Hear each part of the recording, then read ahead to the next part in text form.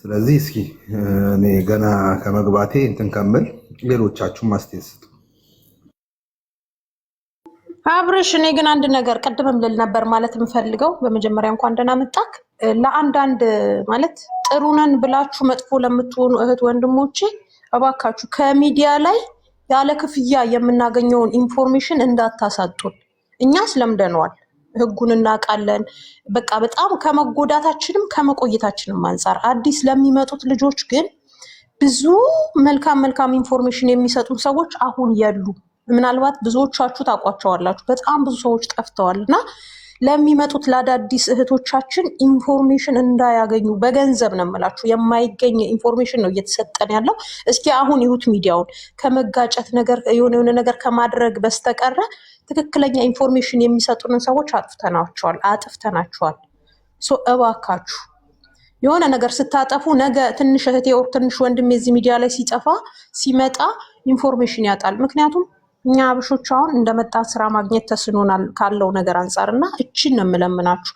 እኛ ዛሬ ለጥቅም ብለን የሰውን ስም ስናጠፋ ለጥቅም ነው ብዙዎቻችን የምንጣለው። ልንገራችሁ፣ የሰንበዲን ስም ካላጠፋው ፎሎ አላገኝም፣ ሰንበዲ የሆነ ነገር ካላረኩ የሆነ ነገር ስለማላገኝ ብቻ የታዋቂ የፌመስን ስም እያነሳን ነው የምንፈምሰው። አሁን ላይ የተረዳሁት እንደምነግራችሁ እባካችሁ ለመፈመስ ብላችሁ የነገዋ ትንሿ እህታችሁን አትጉዷት። ምክንያቱም እኛ ኢትዮጵያኖች ካልተሰደድን ምንም ነን። ታውቁታላችሁ። ብዙዎቻችን የራሳችንን ታሪክ ባንቀይር እንኳን የቤተሰብን ታሪክ የቀየርነው ስደት ላይ ነው እና እንደው ኢንፎርሜሽን የሚሰጡንን ሰዎች ባናሳጣ በዝምታ ብናልፈው። ዳግም እምላችሁ የተበደላችሁ ሰዎች ኑ በህግ በቃ ያን ህግ ይዳኘናል። እባካችሁ ለእህት ለወንድሞቻችን ለአዲስ ለሚመጡት እናስብ ከሚሉት ነኝ። ሳሚ ይቀጥል። አንዷ ምን አለች ይመሰላችሁ? እና እንግዲህ ይቅር በለኝ ጌታዬ፣ ብቻ ፈጣሪ ይቅር በለኝ። ደወለችልኝ፣ ቀጥታ ደወለችልኝ እና እኔ ኪችን ነው የምሰራው አንተ ደደብ አለችኝ። አልኳት እኔ ኪችን ነው የምሰራው፣ የብረት ድስት ምቻ አልመታኝም፣ የወጥ ምቻ አልመታኝም፣ ግን እዚህ ሀገር ባል አለኝ አለች። ለዛውም ሌላ ዜጋ ይረግጣል። አሁን ይህንን ቪዲዮ ከለኩለት ይረግጣል አለች።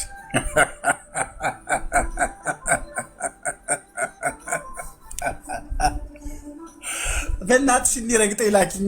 እንደውም መረገጥ ፈልጋለሁ፣ ማሳጅ ፈልጋለሁ እና ጀርባዬ ትንሽ ስለተሳሰረ የሆነ ሰሞኑን ስፖርት ጀምሬ ስትራፖ ስለያዘኝ በደንብ እንዲረግጠኝ ላኪው፣ በእናትሽ በማርያም ላኪው። እና ሰወድሽ ነው አለበዛ ካላክሽ ቁጥርሽን እበትነዋለሁ እዚህ ሚዲያ ላይ ሁሉም ናላሽን እንዲያዞርሽ ነው ማደርገው ብያታለሁ። አለከ መላክ ከቻለች ትላክ። ይኸውላችሁ እኮ ችግሩ እኮ ብዙዎቻችን ሚዲያ ላይ የምንጠፋው ትንሽዬ ተቆርጦ በተለቀቀ በማናውቀው በመረጃ በማንሰማው ነገር ነው። እውነቴን ነው ነገራችሁ።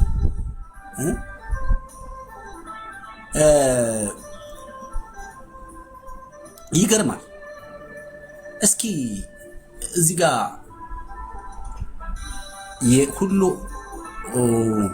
ሁሉ ምናምን አማረሽ ምናምን ገበያ ታውጣት የምትባይት ነሽ ምናምን ያስገብችሻለሁ፣ ገስት ልክልሻለሁ። እኔ ግብስ ማድረግ ማለት የምትፈልጊው ነገር ካለ ልስማሽ።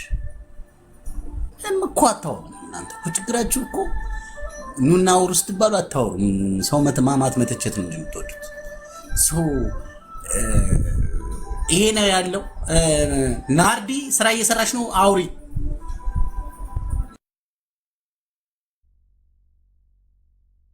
ናርዲ ሽቀላ ላይ ናት፣ ተዋት። ሌሎቻችሁ ሀሳብ ስጡ፣ ተወያዩ። ማለት አንዱ ሲቀንስ ከሚዲያ ላይ ሲጠፋ ለሌላ ለማገዝ ቢያንስ ኢንፎርሜሽን እንውሰድ፣ እሱ ነው የሚያዋጣን። ሳሚ ግን እቺ ሳቀ አሁንም አልተለወጠችም። ከስተቀነስክ እንጂ ሰውነት ሳቀ ያችሁ ናት። እንተው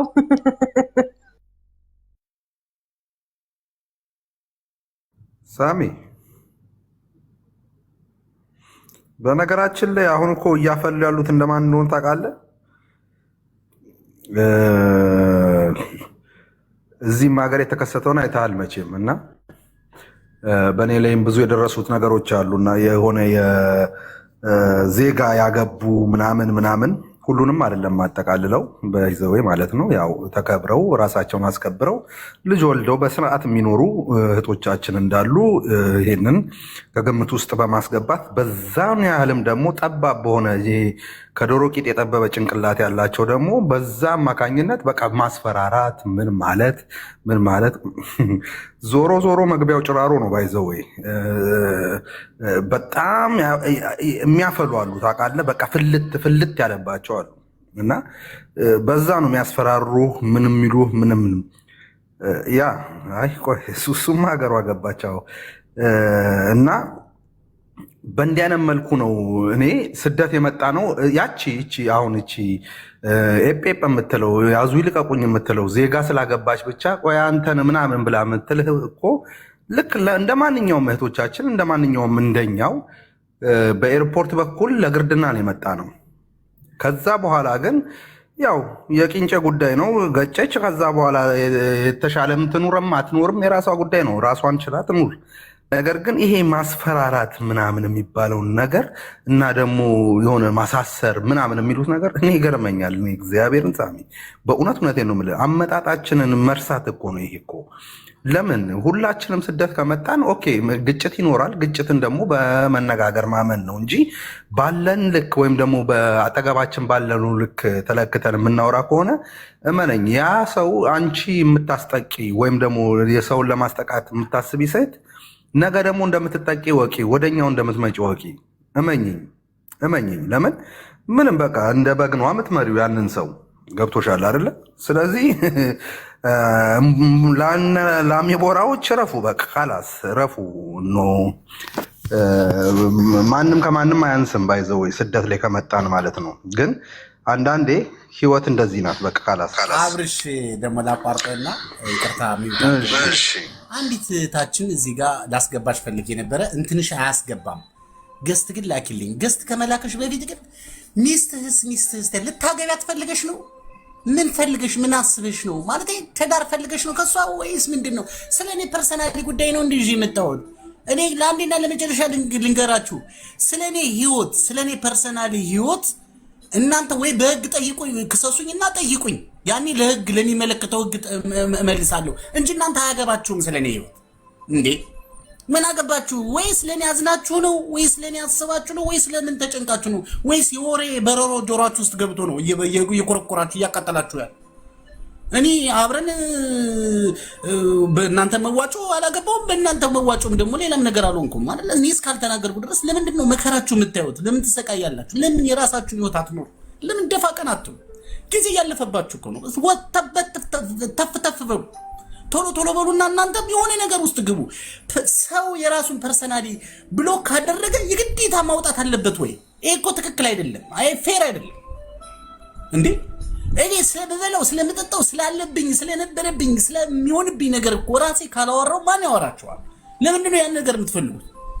እርግጠኛ ነኝ አሁን እንደ ባቄላው ታሪክ ማነው እንደ ሽሮ ታሪክ አቶ ሽሮ ከአባቱ ከአቶ ባቄላ ከእናቱ ከወይዘሮ አተር በ19 ምናምን ተወለዱ። ከተወለዱ በኋላ ወፍጮ ሆነ ጥርስ ምናምን ወፍጮ ተደቀው ምናምን እንደሚባል ታሪክ ነው የምትፈልጉት? አየለም እንደዛ ነገር እንደዛ የሚወራልን ታሪክ የለንም። እኛ ማድረግ የምንፈልገው ዓላማ አለን። መጥቻለሁ እዚህ ጋር እህቶቼ ጋር ግራ የገባቸው መስመር የሳቱትን ካሉበት ጉድጓድ እንዲወጡ የምችለውን እያደረኩ ነው። ጋን በጠጠር ይደግፋል። አቅም ኑሮ ወይም ትልቅ ሰውኛ አይደለም። ግን በቃ ያንን ዓላማ ብዬ የመጣሁትን ሰው እኔ ፕሮግራም አስቀምጬ በራሴ ህይወት ስለ ራሴ ፐርሰናሊ ስለ ፕራይቬት ስለ ራሴ ነገር ማውራት ከፈለኩኝ ያኔ መስማት ትችላላችሁ። ካላወራው ዝም ለምንድን ነው መከራችሁ የምታሳዩን የመጣችሁ? አሁን ከቀደም ጀምሮ ሚስቴ የት ሄደች? ሚስቴ የት ናት? ምን ሆነች? ምንድን ነው የፈለግሽ? ልታሳክሚያት፣ ልታስወልጃት፣ ልታስረግዣት፣ ልታዋልጃት ምንድን ነው የፈለግሽው? ልታገቢያት? አይ ዶንት ኖ አላውቅም። ለምንድን ነው የሰው ፐርሰናል ህይወት ወሬ ፈልገሽ ነው እንደ እየዞርሽ ለማለት? ኧረ ተው ግድ የላችሁም ተው። ከኖራችሁት እኮ ያልኖራችሁ ከቆያችሁት እኮ ብዙሃኑን ጊዜ ኖራችሁታል። የቀራችሁ ትንሽ ጊዜ ነው። እቺን ጊዜ ደግሞ በፍቅር በሰላም የራሳችሁን ህይወት ለምን አትኖሩበት? ኑሩበት በእግዚአብሔር። በጣም አሪፍ ነው። የራሳችሁ የሚያሳስብ ካላችሁበት ጉድጓድ ለመውጣት ብትታገሉ ዋው! ከዛ በኋላ ማለት እናንተ ከላይ ከሆናችሁ ወደ ታች ዝቅ ብላችሁ የማንንም ትዳር የማንንም ህይወት ሳትጠይቁ ማየት ትችላላችሁ። ምክንያቱም አቅም አላችሁ። እንደዛ ነው። ታች ናችሁ ወደ ላይ ለምንድን ነው ለማየት መከራችሁ ብትነው? ኧረ በስመ አብ። አሁን ቀጥሉሽ።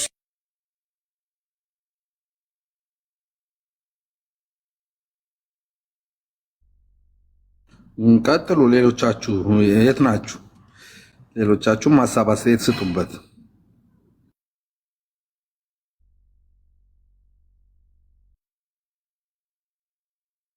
ኦኬ የለም ማለት ነው። ስለዚህ ሳሚ የሱሱን ጉዳይ ታውቀዋለህ አይደል?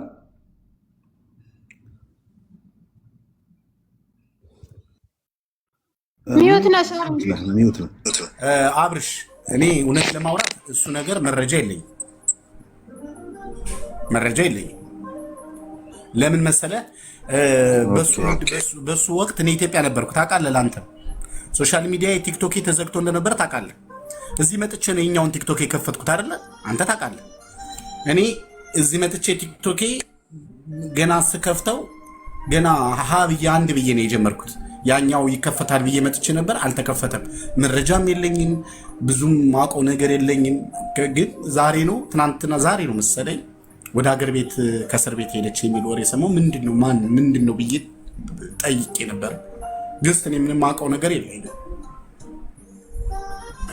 ምክንያቱም በማላውቀው ነገር ማውራት አልችልም። ኦኬ ሳሚ፣ አይ እኔ አሁን የኢንፎርሜሽኑ ጉዳይ ምናምን ሳይሆን እኔም ብዙም እንትን አልልም። ለምን በቃ ካላስ የተፈጠረውን ነገር መቼም በሚዲያ ተቆራርጦ ደርሶ ሊሆን ይችላል።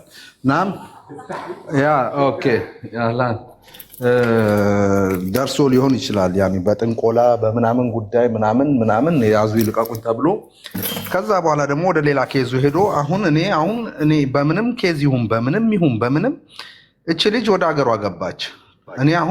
እኔ የደበረኝ ነገር ምንድን ነው ብትለኝ ልጅ አላት ባይዘወይ እዚህ ሀገር ላይ ማለት ነው።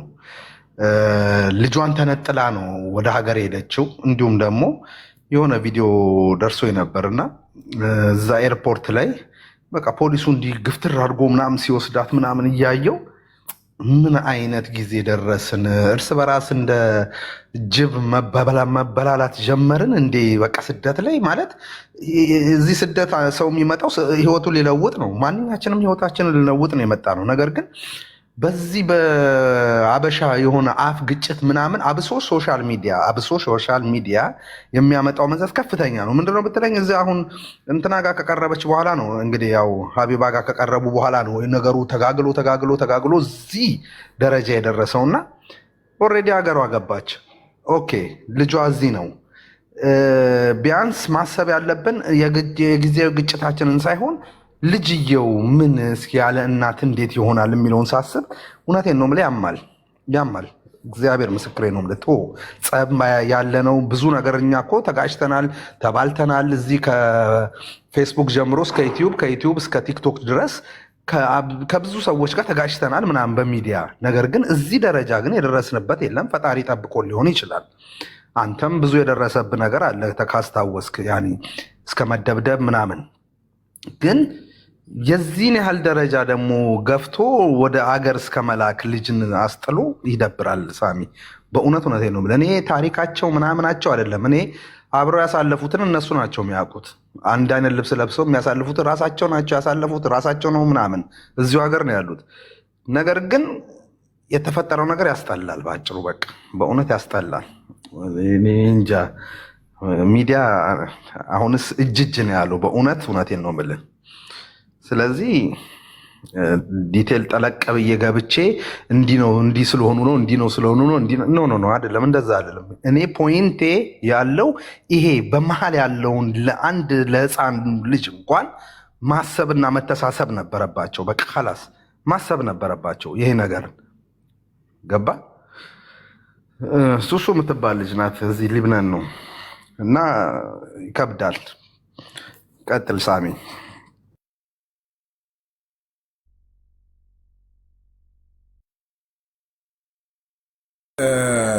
ማውራት የምትፈልጉ ሰዎች ከስራ አውሩ። በነገራችን ላይ በቃ እኛ ኢትዮጵያውያኖች በቃ እኔ ምን እንደምል አላውቅም። እኔ ምንም ቃላት የለኝም። በቃ አሁን ይደክማል እውነት። እዛ ማዳም ቤት ውስጥ መከራችሁን የምታዩት 10 ክፍል 15 ክፍል 16 ክፍል የምታጸዱት ሰዎች እንደውም እናንተ ከኛ ደክሞናል ከእናንተ። እናንተ እንደውም ጠንካሮች ናቸው እውነት። አንዳንዴ የምትሰማው ነገር የምታየው ነገር እዚህ ጋር የሆነ ነገር ሲከሰት ስታይ፣ ጊዜያዊ ነገር የሆነ ሰው ሲቀብር ስታይ ምናምን በጣም ነው የሚያሳፍረው። እውነት በጣም ነው የማዝነው። ምንም ብንሆን ሰው ቢበድለንም የፈለገ ቢያስከፋንም ያን ሰው መቅበር ከባድ ነው የሚሆነው፣ በጣም ከባድ ነው እና እኔ ምን እንደምል አላውቅም። አብርሽ እኔም ቃላት የለኝም፣ ደክሞኛል። እኔ ራሴ ድክም ያለ ማለት ይደክማል፣ ያም አለም ይደክማል። እዚህ ሀገር ሊሰሩ መጥተው በሚዲያ ወሬ እዚህ ደረጃ ከተዳረሰን አንድ ግቢ በአንድ አጥር ውስጥ ብንቀመጥ ኖሮ ምንድን ነበር የሚውጠን? እኔ አንዳንዴ ምንድን ነው ልናደርግ የምንችለው? አንዳንዴ ግራ ይገባኝ። እጅ ካፌ ነው የምችለውና ለምንድን ነው እንደዚህ ሰውስ እንድንበጣበጥ? ማንሽ የአቤነዘር እናት የምትባዩ ሚውት አድርጌሻለሁ። ምን አይነት ስንት አይነት ሰው አለ በመድኃኒዓለም።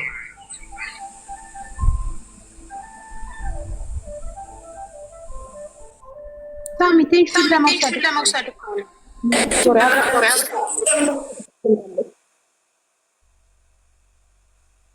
ማለት ሀሳብ ለማስቀየር ሲሆን ነው። ሶሪ ያስተጋባል። እንዲህ መጥፎ ኮመንት ስታዩ ማውቷቸውና ዝም በሉ። እንደዚህ የሌሎቹ ኖ ሚውት አድርጊያታለሁ። እንዲህ አይነት ሰው ከዚህ በኋላ እንዲህ አይነት ቆሻሻ አስተሳሰብ ያላቸው ዝቤል የሆኑ ሰዎችን እንዲህ ሚውት እያደረጉ ማስወገድ ነው በቃ። ካላስ ከኛ ህይወት ምንም በእውነት እዚህ ጋር አሁን የምናወራው ሌላ ነው። ምን አድርገን ነው እኛ ምንም በቃ ቆሻሻ ዝቤሌ አብርሽ ከአንደበተ ክፉ አይወጣ። አንዳንድ ጫልኩ አሁን ቴንሽን ለመውሰድ ወር ደግሞ ሰውን እንዲህ ሀሳብ ለማስቀየር ነውና ቀጥታ ባለንበት ሀሳብ ነው። ከሱሱ የተማርነው ነገር ጓደኛ እንደማያስፈልግ ነው። የምር የውጭ ሰው መጥቶ እንደማይጎዳን ምንም ቢሆን ምንም ከአንድ መቶ መልካም ቀን የአንድ ቀን መልካም ቀን ክፉ ቀን ክፉ ነው። ኖርማሊ የክፉ ቀን የሚደርስላችሁ ሰው ይኖራል እና ብቻ አይዶ ነው እንዲህ ነው እንደዛ ወደዚህ ከምንል ብናወራበት ትርጉም የሌለው እውነት ህሊና ያለን ሰዎች ከሷ መማር አለበት ናቸው።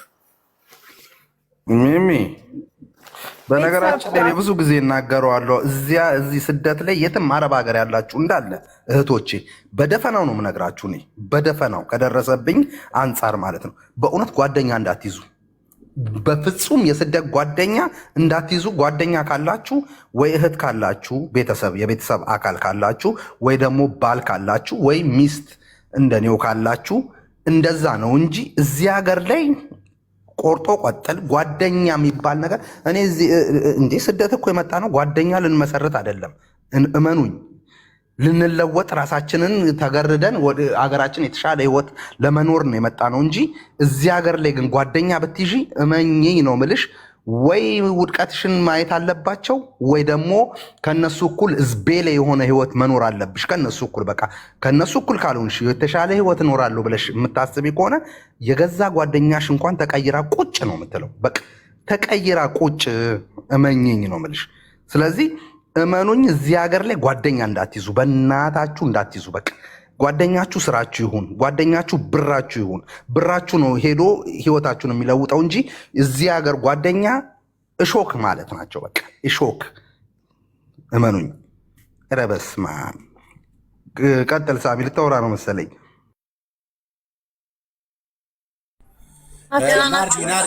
ናርዲ አውሪ። እንዴት ናችሁ? ናርዲሻ ሰላም ነው ወይ? ተናፍቀሃል? አዎ ምን ላድርግልሽ ነው? ባለትዳር ነኝ። ይሄ ለሌት የምትደውይውን ነገር አቆሚ እሺ ናርዲዬ። እሺ እኔ ባለትዳር ነኝ። እሺ ይሄ ለሌት የምትደውይውን ነገር አቆሚ። እኔ ባለትዳር ነኝ ናርዲዬ እያልክ ባለትዳር ነኝ አይከብድም? አብርሽ ለካ የሚገባው ለፓፓዬና ለዳክዬ ነው። ኦኬ ናርዲ ወይዬ ወይዬ ጽቡቅ ተሐላፍነት መውሰድ ይቆፈረደ። እሺ ሚዩት እያደረጋችሁ ሌሎች ሲያወሩ ሚዩት አድርጉ። ከላይ ያለው የሚያወራ ሰው አለና እድሉ ስጡና ከዛ ወደ ናርዲ ነው። ሀቢቢ ሳሚዬ ወየ በለኝ አንተ ያስተጋባል ወየ እንዳይልሽ ሁለቴ ነው የምትሰሚው ሳሚዬ አቤት ወየ በለኝ ሰካፊ ቆርጥ ይበልልክ እንዴት ነህ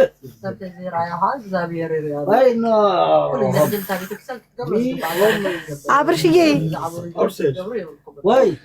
ሳሚዬ ደህና ነህ ወየ በዜማ ላድርግልሽ እኔ ደግሞ ውዶቼ እንዴት ናችሁ እዚህ ያላችሁ ኮሜንታተሮች ገስት ላይ ያላችሁ ከታችም ያላችሁ እንዴት ናችሁ ደህና ናችሁ እኔ ደህና ነኝ በያላችሁበት ሰላም ሁኑ በተረፈ ስለምስተውሩ እንደነበር አላውቅም ስራ ላይ ስለነበርኩ ሲገባኝ አወራለሁ ወይም ደግሞ እንጨብ አድርገን ንገረኝ አብርሽ እሺ ናርዲ ለሌሎች እድል ስጭና ሲገባሽ ታወራለሽ ለሌሎች ከላይ ያሉት እድል ስጧቸው አንዴ የሚያወሩ ሰዎች ካሉ እናወሩና ከዛኛ እናወራለን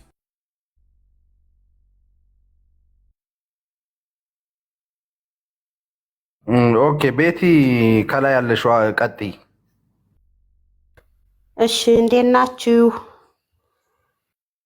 ሳሚ አብርሽ ሁላችሁም እዚህ ያላችሁት ገስት ላይም ኮሜንት ላይም ያላችሁ እንዴት ናችሁ ሰላም እኔ በነገራችን ላይ ያው በእናንተ ሐሳብ ትንሽ ለመስጠት ነው የገባሁት ያው ሁላችንም ስደተኛ ነን ከስደት ተመልሰም የኖርናለን ግን ደግሞ እውነት ኢየሱስ ነገር ፕሮግራሙን ከመጀመሪያ እስከ መጨረሻ ስለተከታተሉት ከሀቢባ ቤት በጣም ነው የሚያሳዝነው የአገሪቱ ዜጋ ተሸክማን እየኖርን ስራ ሰጥቶን እየኖርን እርስ በርሳችን የዚህን ያህል መበላላት ጥሩ አይደለም በእርግጥ መልሱ ቅርብ ነው ግን ደግሞ ይሄ ባዳም ልኮ የሚባል ነገር ለጊዜው ስራህን ሊያሳጣህ ይችላል ጤናህን ሊያሳጣህ ይችላል ብዙ ዋጋ ልትከፍልበት ትችላለህ ልትማርበትም ትችላለህ ቅድም አብርሽ ስትናገረው የነበረው የሴት ጓደኛ አትያዙ ሁሉም ሰው ነው የሚመክረው ይሄን ነገር አንድ አይነት ልብስ መልበስ አንድ አይነት ስሬት መሰራት የሆነ ቦታ ሄዶ መዝናናት ምናምን ራስክን ወጥመድ ውስጥ እንደመክተት ነው እንኳን የሴት ጓደኛ የትዳር አጋር እንኳን ማች ልብስ ለብሶ እማዬ የኔ ውድ ምናምን የሚል ከሆነ አፉ ቀላጤ ከሆነ መፍራት አለባችሁ መጠንቀቅ አለባችሁ እውነቴን ነው የምላችሁ በጣም ጊዜው ከፍቷል ሴትም አይታመንም ወንዱም አይታመንም ሰው መስለው ይቀርቡናና ምን እንደሚያደርጉን አናቅም አሁን ስሱን እንግዲህ በማታውቀው ልጅን እና እናትን መነጣጠል ማለት በጣም ትልቅ ሸይጣን ስራ ነው አይታችሁ ከሆነ ህፃኑ እንዴት እንደሆነ አይታችሁ ከሆነ ያያችሁን ያይቻለሁ እና ልጅና እናት መነጣጠል ማለት በጣም ከባድ ነው ተውት ስራውን ነገ ሰርታ ታገኘዋለች አገርም ሌላ ቦታ ልትሄድ ትችላለች ግን የወለደ እናት ለምሳሌ እኛ የልጅ እናት ነን የወለደ እናት አስባችኋል አንጀቷ በጣም ለሃይምሮዋ ራሱ ትልቅ ጠባሳ ነው የሚያሳድርባት ያችም እንደዛ የሆነ ብዙ ነገር እኛ አናቅም እንግዲህ ውስጣቸውን ምን እንዳላቸው አናቅም ሁላችንም በሶሻል ሚዲያ ነው ያየን ግን ደግሞ የዚህን ያህል በሰው ሀገር ርቀት መሄድ በጣም ከባድ ነው አሁን ይች ልጅ ነገ ተለውጣ ሰውም የሆነ በቃ ሰፖርት የሚያደርጋት ሰው አይጠፋም ተለውጣ ምን ብላ ይች ሴትዮ ብትታመም ማን ነው የሚደርስላት ሰው በሰው ሀገር ለሌላ ሰው ለሌላ ዜጋ እህትን አሳልፎ መስጠት ምን የሚሉት ነገር ነው ምን አይነት ቤተሰብ ምን አይነት ስብዕና ቢኖራት ነው እውነት ሁሉም ሰው ልብ ነው ሱሱ ያለችው ይሄን ነው የምለው ሁለተኛ ደግሞ ሱሱ አሁን አንድ ሰው በጦር ሜዳም ሆነ በምንም ሆነ ሲሰዋ ወይም ለሀገር ብሎ ነው ወይም ለጓደኛው ብሎ ነው አሁን ሱሱ ለብዙ እህቶቻችን ትምህርት ሆናለች በስደት ላይ የሰፈራችሁ ሰው ሆኖ ወንድማችሁን እናት አባታችሁን የማያውቅ ወይም አንድ ሰፈር ካልሆናችሁ ጓደኛ አትያዙ በጃዛ ቤትም ሆነ በስራም ሆነ ከተገናኛችሁ አትያዙ አውሩ ተጫወቱ ግን የልባችሁን ሚስጥር ድረስ አትሂዱ እስከዚህም ድረስ ጥግ ድረስ አትሂዱ ለምሳሌ ዘመድሽን የሚያውቅ ከሆነ አይጎዳሽም ነገ ቤተሰቡን ሊያጠቀው ስለሚችል ብሎ ስለሚያስብ ክፋት ነገር አያደርስብሽም እነዚህ የተገናኙት በስደት ነው መጀመሪያ ሱሱ ንግድ ከፈተች የሱሱን ንግድ ደግሞ ልጅቷ ኮፒ ያደረገች እኔ በልጣለሁ ነው ይሄ ነገር እኛ እኮ ቁመን ስንሄድ ሰው ነን አይደል ስንሰበር ግን ማይክሮ ሰኮንድ አይፈጅብንም ሙሽሽ ነው የምንለው። ግንድ እንኳን ዛፍ እንኳን ሲወድቅ መጥረቢያ አርፎበት ሰው አድክሞ ነው።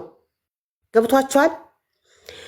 የሰው ልጅ ስንወድቅ ግን አወዳደቃችንና መውደቂያችን ሰዓት አያምርም፣ አናውቀውም፣ መቼ እንደሆነ አናቅም። ሁላችንም በእግዚአብሔር እጅ ነው ያለ ነው። ስለዚህ እባካችሁን አሁንም ቢሆን የተናቆራችሁ ሰዎች ትኖራላችሁ፣ የተጣላችሁ ሰዎች ትኖራላችሁ። እንደዚህ አድርጌ ያላችሁ የምትዝቱን ነገር ለተጠቂው ሳይሆን ለራሳችሁ ነው በሽታ እያፈራችሁ ያላችሁት፣ ለራሳችሁ ወጥመድ እያዘጋጃችሁ ያላችሁት። የእናንተን እድል ማንም አይበላም። የእናንተ እንጀራ ሸብቶ ይደፋል እንጂ ማንም አይነካባችሁም። እባካችሁ በሰው ሀገር ሀበሻዎች እንደዚህ ናቸው አታስብሉን። ይህልን ነው። ስስቱ ደግሞ ቤታችሁን ከፍታችሁ ልጇን እና እሷን ማገናኘት የምትፈልጉ ከሆነ እኔ ራሱ ተጎኗል። ችግር የለም። አቋርጥሽና ቤቲ አንድ የሚዩት አድርጊውና እኔ ይሄ ነገር ምን እንደተፈጠረ ማውቀው ነገር የለም። ነገር ግን እንደ ሀሳብ እኛ ጋር ያለብንን ችግር ልንገራችሁ። እውነት እኔ ምናችን ላይ ምን እንደጎደለብን አላውቅም። እግዚአብሔር እንግዲህ ኢትዮጵያኖችን ትክክል አድርጎ ፈጠረ ሲባል ነው የምንሰማው። እውነት ለማውራት ግን ተግባር ላይ ያን ሰው ከችግሩ ከገባበት ጉድጓድ ለማውጣት አንድ ቀን እንኳን ፕሮግራም ተይዞ የማይታወቅ ለሆነው ነገር ግን ማውራት ይቀለናል። ለሆነው ነገር እኔ ሰሞኑን ማየው ነገር ይሄን ነው የሚታየኝ ነገር ያለው ማለት ለምንድን ነው ግን እግዚአብሔርን ስናወራ በደቂቃ ማያስከፍል ቢያስከፍለን ይሻላል ማለት በደቂቃ መክፈል አለብን። ቢያንስ ወሬያችንን ማስተካከል እንድንችል ይሄ ቢፈጠር ጥሩ ነው። እኔ ከሆነ በኋላ ሰው ጉድጓድ ከተቀበረ በኋላ ከተማሰለት በኋላ ከስር ከተባረረ በኋላ አገር ከለቀቀ በኋላ ልጆቹ ከተበተኑ በኋላ ምስቅልቅሉ ከወጣ በኋላ ለዛ ሰው ወሬው እኮ ምንም አይደለም፣ ዜና ነው፣ ምንም አይጠቅመው። በቁም እያለ ያ ሰው በሁኔታ ላይ እያለ ያ ሰው ባለበት ሁኔታ ላይ ሊረዳ ከተቻለ ዋጋ ተከፍሎ ሊረዳ ይገባል እንጂ ማውራት ምን ጥቅም አለ? ብዙዎቻችን ዙሪያችን ላይ ያለውን ነገር አናውቀው። እኛ ራሳችን ያለንበትን ሁኔታ አናውቀው። ምን ውስጥ ነን ያለነው? ወንበር ስልጣን ተሰጥቶን ነው ወይ የምናወራው? አቅም ኑሮን ነው ወይ የምናወራው? ያወራነውን ነገር ልንተገብረው ነው ወይ የምናወራው? የሆነ ቦታ ሄደን የሆነ ነገር ማድረግ እንችላለን ወይ የሚለው በጣም ነው የሚያሳስበኝ። እኛ ችግር ውስጥ ዙሪያችን ነገ እሷ የደረሰባትን እሱ የደረሰበት ቦታ ላለመግባታችን ነው ዋስትና የሌለን ሰዎች እኔ በጣም እኔ ይቅር በለኝ ጌታዬ፣ እውነቴን ነው የምነግራችሁ። እኔ አሁን የማስበው ምንድነው ታውቃላችሁ? በቃ ዝምታን የመሰለ ነገር የለም። በቃ ዝም ብሎ ማለት ነው። እግዚአብሔር ስራውን ይስራ። እስቲ ለእግዚአብሔር እንስተው፣ ስራውን እሱ ይስራ። በሱ ስራ ገብተን እንደገና ደግሞ የገቡትን ደግሞ እንደገና ደግሞ መልሰን ሌላ ችግር ውስጥ አስገብተን ይሆናል። ፌር ነው። እኛው ፈርደን እኛው አስፈረደን እኛው ችግር ውስጥ ገብተን ችግር ውስጥ ሲገቡ ደግሞ የነሱን ግልባጩን እንደገና ደግሞ ለዛኛዎች ሰዎች የምናሽቃብጥ ሰዎች ሆነን እውነቴን ነው የምነግራችሁ። እኔ ወሬ እጅ እግር ምላስ አይን ቀንድ አውጥቶ ባይኔ ያየው ቲክቶክ ላይ ወሬ በስመ አብ ወልደ መንፈስ ቅዱስ ኢአይን እንበልጣለን። ኢአይ የሚባል አሁን የመጣ አርቲፊሻል ኢንተለጀንስ አለ፣ ከሱ እንበልጣለን። የሰው ትዳር እንዴት ሆነ? አሁን እኔ በኢሳያስ ዘቢባ ባል ጋር የሚደረገው ነገር እያየውን የሆነ ነገር እያየውን ለምንድን ነው እዛ ድረስ ሰንጥቀን እየሄድን ከተነገረው ከሆነው ነገር ወሬው የፈታው ይበልጣል። ፕሊዝ በሰው ህይወት ስንገባ በጣም እንጠነቀቅ ይገባናል። ነገ ሟቾች ነን፣ ዋጋ እንከፍላለን። ማንም ሰው በተቀመጠበት ወንበር አይቆይም። ነገ ያው ወንበር ይለቃል። የቲክቶክ ፎሎ ብቻ ዋጋ ይሰጠናል ብላችሁ አስባችሁ ከሆነ ወይም ደግሞ የሁሉ ሰው ነገ ከገባንበት ጉድጓድ ያወጣናል ብላችሁ ከሆነ የምታስቡት ነው። በእኔ አይቼዋለሁ። ብዙ ዋጋ ከፍለሽ ከእግዚአብሔር እንጂ ከሰው አይደለም የምታገኝ፣ ከሰው አይደለም። ሰው ምንም ያህል ብታደርግለት አንድ ቀን ባናትሽ እንደሚተክልሽ እኔ አምኛለሁ። እግዚአብሔርስ የዘራሻትን ቆጥሮ የሰራሻትን አይቶ በልክሽ ይሰፋሻል። በልክሽ ጤፍ ዘርቶስ እንዲያጭድ የለም። ማንም ሰው ይዘገያታል እንጂ ይቆያል ይረፍዳል መስሎን ነው እንጂ ዋጋ መክፈሉ አይቀር። ማንም ሰው ዛሬ በሰው ላይ ብትር ያነሳሽ ነገ ትገረፊበታለሽ። ነገ ሃማ ሰው ሊያስገድል መስቀሉን በዚህ መስቀል በዚህ ግንድ ይገደል ብሎ ሃማ ግንድ ተሸክሞ ሲመጣ ለዛ ሰው ሊያስገድል ግንድ ተሸክሞ ሲመጣ ግን እግዚአብሔር ታምር ቀያሪ ነው። ማርሽ ቀያሪ አይደል? እግዚአብሔር ራሱ ባመጣበት ግንድ ራሱ እንዲሰቀል አድርጎታል። መጽሐፍ ቅዱስ ነግሮናል። ለነገ ክፋቱ ይበቃል። ለዛሬ አትጨነቁ። ይኸውላችሁ አንድ ነገር ልንገራችሁ እህቶች፣ ወንድሞች፣ አንድ ነገር ልንገራችሁ።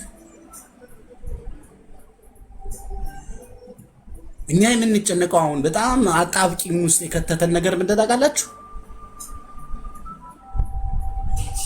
ራሳችን ውስጥ ያለ የተቀበረ ሚስጥር አለ። እሱ ነው እኮ እየረበሽን ያለው። ያ የራሳችን ውስጥ ያለው ሚስጥራችን ውስጥ ያለው ችግራችን ሰው እንዳያቅብን እኛ ሰው እያጠፋን እንኖራለን። ይኸውላችሁ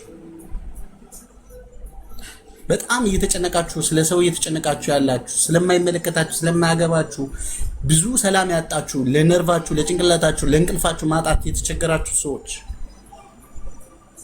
እግዚአብሔር የሰጣችሁ ፈተና አይበቃችሁ? እግዚአብሔር እኮ የሰው ልጅ እኮ ፈተና አለው። ያ ፈተናው አይበቃውም? እናንተ ደካሞች ናችሁ፣ ለኔ ሁሉ ነገር ስጡኝ እኔ ልሸከምላችሁ ያለን እኮ ያ እግዚአብሔር በተፈጥሯችን የተሰጠን ፈተና ነው። ከዛ ውጭ ኤክስትራ የሆነ ፈተና ጭንቀት ውስጥ የገባን ሰዎች አሉ።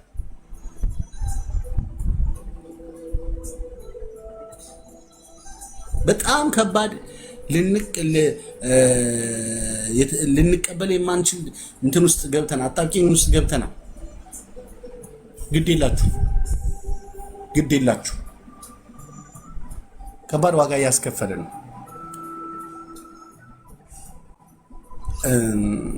ትክክል አይደለንም።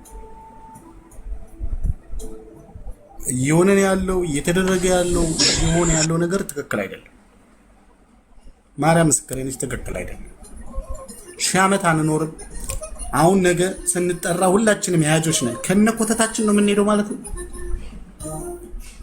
ሰው ገለን፣ ሰው ጨርሰን፣ ሰው ፈሽተን፣ ሰው ከጥቅም ውጭ አድርገን ነው የምንሄደው።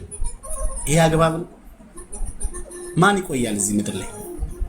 ስንት ዓመት ነው የምትቆዩት? ስንት ዓመት ነው የምንቆየው? ስንት ዓመት ለመቆየት ነው እንዲህ ሰውን እያባላን እያፋጀን ያለን? ስንት ዓመት ለመኖር?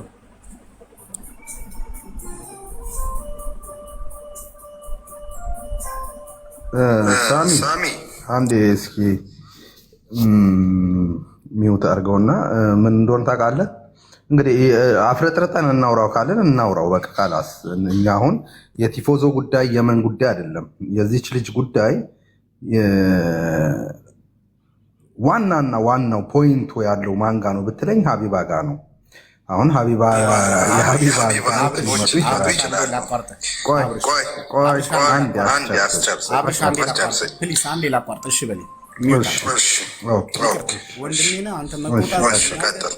ማስተካከል እችላለሁ። አንዴ ሚውት አድርገው። ቴንክ ዩ። አንተን ማስተካከል ማውራትም መናገርም መብት አለ። ወንድሜን እናገራለሁ። ፕሮግራሙ አጀንዳችን ዛሬ ይሄ አይደለም። ሲቀጥል እኔ ጉዳዩን ምን ማውቀው ነገር የለም። እኔ እውነት ለማውራት በቃ ፖሊ ስለማውቀው ነው ማውራት። ሳሚ አሁን ሚዲያው ያንተ ነው። በስ ግን ልናገርና ከዛን አንተ ቀጥለማ ገባ። አሁን እኔ ቤቴን ከፍቼ የሆነ ፕሮግራም ጀምሬ ርዕስ ጀምሬ በዛ ጉዳይ ላይ እንዳወራበት ብዬ ነው አይደል ቤቴን የከፈትኩት። አሁን እኛ የሰው ጊዜ የሚፈታው ነገር ይኖራል። ግን የሰው ስም ሜንሽን እያደረግን ስናወራ ገባ እኔ ሀሳቡን አጀንዳውን ፕሮግራሙን የጀመርኩት እኔ አላቅም ብያለሁ። ማውቀው ነገር የለኝም። ማን ምን እንዳጠፋ ከማን ጋር እንደተጣላ ማን እንደተጋጨ ምንም ማውቀው ነገር ገና በማጣራት በመስማት ላይ ነኝ ያለሁት። እውነት ለማውራት ማርያም ምስክሬ ነች። የነገርከኝ ነገር የለም። ከዚህ በፊት አንተም በፐርሰናል ያወራኝ ነገር የለም። የተወራውን ነገር አላቅም። እኔ ከመጣው ገና አሁን እዚህ ወደ ዱባይ ከመጣው ገና 2 ወሬን 3 ወሬን ጨርሼ 3ኛ ወሬን እየጨረስኩ ነው። ገና 3ኛ ወር ነው ቤት ኪራይ የከፈልኩት። ሶ እኔ ምንም ማውቀው ነገር የለም። በማላውቀው ነገር ደግሞ እዚህ ጋር ሐሳብ ስናነሳ የሆነ ከሌ ነው ጥፋተኛ ብለን ሜንሽን ስናደርግ እኔ በፕሮግራም ይዘንበት ወይም ደግሞ በአንተ ቤት ወይ በሆነ ሰው ቤት ወይም ደግሞ እኔም ቤት ከሆነ ፕሮግራም ቆይሳኒ አላስጨረስከኝም እኮ እኔ አሁን ሜንሽን እያደረኩ አይደለም። ኒውት አድርጎማ ይኸውልህ አንተም ስደት ነው ያለው እኔም ስደት ነው ያለ ነው። ግልጽ በማውራት ታምናለህ ብዬ አስባለሁ። ገብቶሃል አይደለ? አሁን ሜንሽን እያረኩ ሳይሆን የዚህ አካሄዱን ሰምተዋል። እህታችንም ስታወራ ሰምተሃል። መቼም በመሀል ማን አለ የሚለውን ነገር ነው። አሁን የሱሱ ጉዳይ አይደለም እኮ ዋናው ነገር የሱሱ ጉዳይ ሳይሆን ቢያንስ እንኳን አንተ በመሀል ልጅ ካለ ተጎጂ የሚሆነው ልጅ ነው። ገብቶሃል አይደለ? ከዛ አንጻር ነው አሁን እዛ ቦታ ላይ የተከሰተው ነገር ለኛ እኛ እዚህ ሊብናን ላለ ነው ከፍተኛ የሆነ ነገር ነው እያመጣብን ያለ ነው። ሚስጥር ማውጣው አለ ብላለች አቡ። ኦኬ 2 ሰዎች አሉ ተጠንቀቋቸው። ግን ስም ሜንሽን አላደረገችም፣ አልጠቀሰችም። እኛ መጠንቀቅ ያለብን ማንን እንደሆነ እንኳን ያስረዳችንም ነገር የለም፣ ምንም የለም። ለምን ይሄ የጥንቆላ ጉዳይ የምትለው ነገር የሰውን ልጅ በጣም በጣም በጣም የሚያበላሽ ጥንቆላ ማለት እመነኝ የስንቶችን ህይወት መከራ የሚያሳይ ላይፍ ነው። ገብቷል አይደለ? ከዛ አንጻር አሁን እዚህ ጋር ሱሱ ኦልሬዲ ተሳፍራለች እኮ በቃ ካላስ ያሳለፈችውንም እሷ ናት እስር ቤት ያሳለፈችውን የምታውቀው። ገብቷል አይደለ? የግድ በእኛ እስኪደርስ ድረስ በቃ አይ በእኛ አልደረሰም ቆይ ምናምን ብለን የምናልፈው ጉዳይ አይደለም። ገብቷል አይደለ? ነግበኔ ብለን ነው ማሰብ፣ ነግበኔ ብለን ነው ማውራት መወያየት ያለብን። ገብቷል አይደለ? ስለዚህ አሁን አንተ ነገ አንተ ላይ ምን እንደሚከሰት ነግበን የምንለው ምን እኛ የደረሰብን ነገር የለም። ጻድቆች ነን፣ ቅዱሶች ነን። በእኛ ነግበን የምንለው ነገር አለ። ነግበኔያችንን ዱቄት አድርገን አይደለ እንዴ በእንትን ምን አስበህ ነው ነግበኔ የሚባል ነገር የለም። እውነት እኔ አሁን ያስቀኝ እኔ ነግበኔ የምለው ነገር የለም። ነግበኔ የሚመጣብኝ ከዚህ በኋላ ማለት ነው ጉድጓድ ቀፍሮ ሳጥን ገዝቶ ገንዞ መቅበር ነው። እሱ ብቻ ነው የቀረው እስትንፋሴ ከስጋዬ እንዲለያይ እንጂ ምን ያልደረሰብኝ ምን ያላሳለፍኩት ነገር አለ። እናንተ አሁን ዛሬ እንደ ጠንቋይ ቤት እንደ ትልቅ ነገር አድርጋችሁ የምታዩት ነው። የጠንቋይ ቤት ድረስ ተኪዶ እኮ እኔን እኮ ያደረጉኝን ያውቃሉ። በህይወቴ ውስጥ እኮ እኔ እኮ ጸበል ገብቼ ህይወቴን ምስቅልቅል የወጣውን ነገር አውቃለሁ። ከልብሴ ላይ ከጠረኔ ላይ ተወስዶ የተደረገብኝ እኔ ያውቃል። ማውራት የምፈልግበት ጊዜው አሁን አይደለም ብዬ ነው። ነግበኔ የምለው ምንድን ነው? ነገ የኔ ነገ የት አለ? ነገ ይሄን እኮ ጨርሰውታል እኮ። እኔ አሁን ዛሬ ነው ያለሁት። ነገ የሚባል ቀን የለኝም። እኔ ጀስት በዚህ አልስማማም እንዴ። ምን አስበህ ነው ወንድምዬው?